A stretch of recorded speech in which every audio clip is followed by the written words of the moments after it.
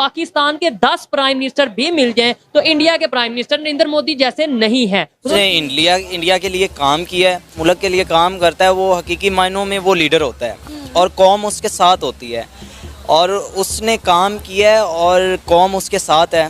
और जिस लीडर के साथ कौम हो उसको आप कभी भी किसी भी मैदान में हरा नहीं सकते, उसको तनहा नहीं। जो कुछ मर्जी कर ले, हमारी टांग ऊपर है जी, ऐसे ही है, हमारी टांग ऊपर है। इंडिया हमसे 100 साल आगे चला गया है, इस चीज का आपको पता है? जी बिल्कुल। मोदी को मैं क्रेडिट देता हूँ। I like Modi, I love Modi. अगले 10 सालों में इंडिया आपके नुमाया तरीन मुल्कों में से होगा। इंडिया के साथ अच्छे रिलेशन नहीं होंगे, हमारा मुल्क कभी भी तरक्की नहीं कर सकता। मैं इस चीज पे 1000% कि जी वो चाहते हैं इंडिया से ताल्लुकात ठीक हों।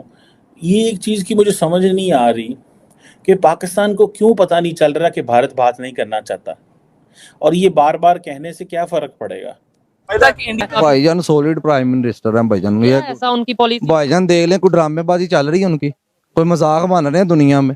इधर रोज मजाक बना हुआ जी, आज इमरान खान, कल जी नवाज शरीफ, कभी मरियम नवाज। इसी तरह क्या पाकिस्तान अपने मौकफ पे कायम रहते हुए इंडिया के साथ तजारती और लोगों के ताल्लुकात क्यों नहीं कर सकते? हम लोग वो बात करते हैं जिसकी लॉजिक नहीं है, हमें वो बात करनी चाहिए जो आज नजर आ रहा है। हमारे प्राइम मिनिस्टर की बात करें, कभी किसी पे घड़ी चोरी का केस आ जाता है, कभी किसी पे गाड़ी चोरी का केस आ जाता है, कभी किसी पे कोई तोशाखाना के रिलेटेड केस आ जाता है। रऊफ क्लासलार जो कि एक बहुत बड़े जर्नलिस्ट हैं, आपको नाम का पता होगा, उन्होंने कहा है कि हमारे 10 प्राइम मिनिस्टर भी मिल जाएं तो इंडिया के एक प्राइम मिनिस्टर जो नरेंद्र मोदी है, अगर तोशाखाना की बात करें तो उनको नहीं कम्पीट कर सकते, क्योंकि वो अपने जो गिफ्ट हैं वो एजुकेशन पे लगा रहे हैं, वहाँ पे लोगों की हेल्थ पे लगा रहे हैं, और हम जो उनसे हैं वो अपने घर लेके जा रहे हैं। क्या कहना चाहेंगे? भाईजान पहली बात तो ये, वो बिल्कुल सही है, मैं इनको लीडर मानता ही नहीं हूँ।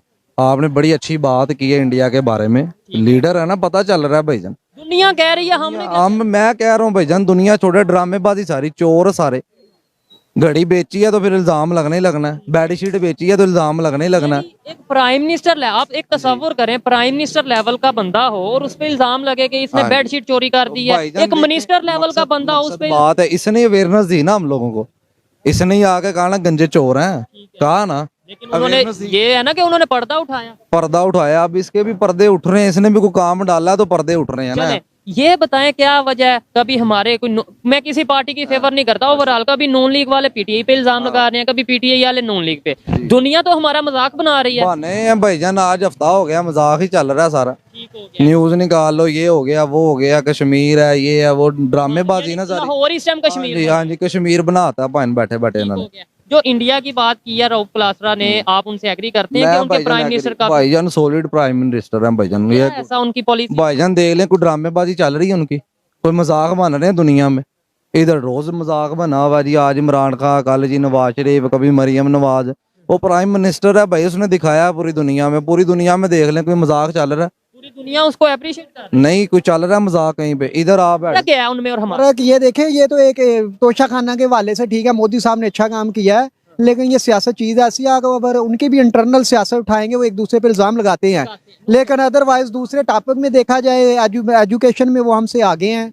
उसकी मेन वजह है कि वो एजुकेशन में आगे होने की वजह से उनकी इकानमी भी स्ट्रांग है। वो आईटी के शोबे में कितनी सरमायाकारी कर रहे हैं, कितनी गाड़ियाँ बना रहे हैं, हर चीज़ खुद बना रहे हैं। देखे, जो करनी हो, जिधर तारीफ बनती है उधर करनी चाहिए, लेकिन मोदी अगर मोदी को मैं लीडर इस वक्त मानो, देखे अब सब कंटिनेंट में जो कोर इशू है, हम पिछले 10-12 साल से डायलॉग ही नहीं हो रहे। अगर वो अपने आप को लीडर समझता है, और हमारे को भी, इधर भी लोगों को चाहिए कि आपस में एंगेज हों, बातचीत करें, अवाम के लिए आसानियाँ पैदा करें, और जो जो कश्मीर का मसला मिल बैठ के कोई ऐसा हल निकालें कि ना वो अब हों, ना उनके हाथ ऊपर, इक्वालिटी बेस पे, और पीपल ऑफ कश्मीर जो करेंगे वो आपस में बैठ के, ताकि ये दोनों मुल्क और खिता तरक्की करें। मैं 100% एग्री करता हूँ इस बात से, 110% एग्री करता हूँ कि भाई हमें भी चाहिए कि हम पीस का मैसेज दें, और दोनों प्राइम मिनिस्टर चाहे यहाँ के हों वहाँ के। लेकिन एक बात है, वहाँ के प्राइम मिनिस्टर कई दफा कह चुके हैं कि हम चाहते हैं पाकिस्तान के साथ रिलेशन बेहतर करें, लेकिन हमें पता नहीं चलता कि हमने आर्मी से बात करनी है, चीफ ऑफ आर्मी स्टाफ से बात करनी है, प्राइम मिनिस्टर से बात करनी है, या किस ISI से बात करनी है।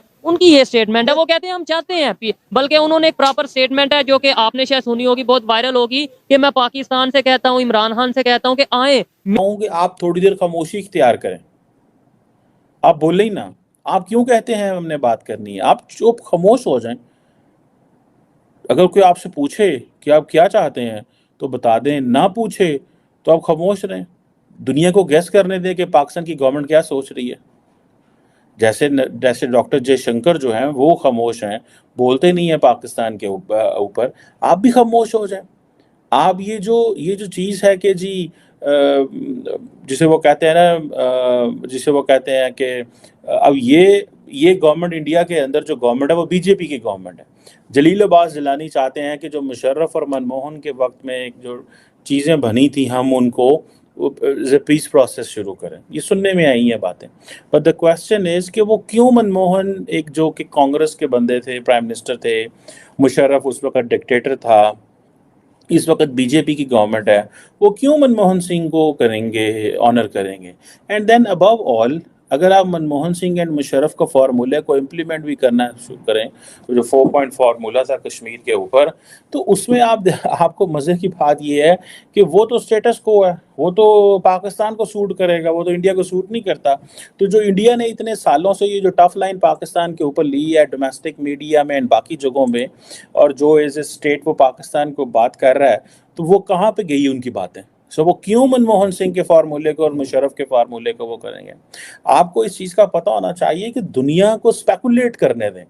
If I were advising someone कि जी अगर कोई मुझसे पूछे तो मैं ये कहूँगा स्पेकुलेट करने दें, क्लैरिटी ना दें इस वक्त पे, क्योंकि आपने इतनी क्लैरिटी दे दी है कि आपके उस क्लैरिटी का फ़ायदा कोई नहीं है।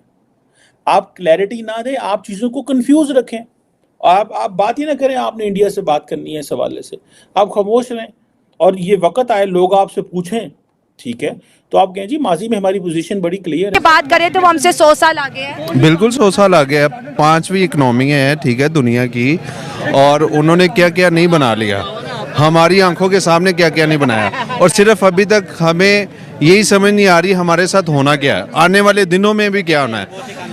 बिल्कुल 75 साल उनको भी हो गए हैं, ठीक है, हमें भी 76 साल हो गए, उनको भी 76 साल हो गए, लेकिन आप ये देख लें कि वो कहाँ पे हैं और हम कहाँ पे हैं। सिर्फ हमें अभी तक यही नहीं पता चला कि हमने अपना जो मुस्तकबिल है वो कहाँ पे रखना है या कहाँ पे देखना है। अभी हम जीरो पे खड़े हैं, आप ये कह रहे हैं। अभी 0.0 पे हैं।